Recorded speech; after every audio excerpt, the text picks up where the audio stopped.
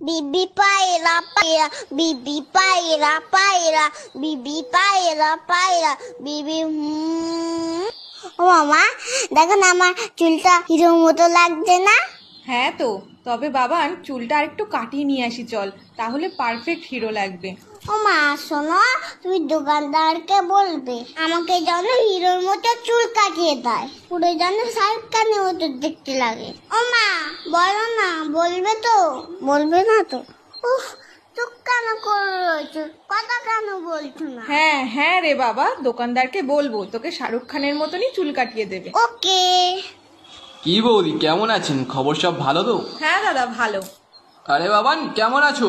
হ্যাঁ ভালো আছি, তবে আমার কিন্তু হিরোর মতো চুল কেটে দিতে হবে। তুমি পারবে তো? আগে বলো, নয়তো তোমার কাছে কাটবো না। সব রকম কাটতে পারি আমি, তুমি এখানে এসে বসো।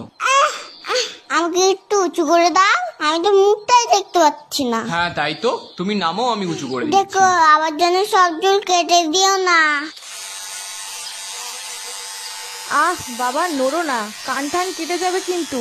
ও দাদা, একেবারে মুড়ো করে কেটে দেবেন। হ্যাঁ হ্যাঁ, বুঝেছি বুঝেছি।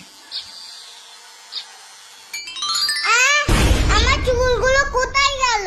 ও বাবান, তুমি কাঁদছো কেন? তোমাকে তো রজনীকান্তের মতো লাগছে দেখতে। ওটা রশ্মি জানি না, আমার চুল আবার লাগিয়ে দাও, না হলে এখান থেকে আমি যাবো না। বাবান ওরকম করে না, নেমে এসো বলছি। আমার দেখো আমাকে টাক করে দিচ্ছে, তুমি আঙ্কেলকে বকো, ভুগবে না।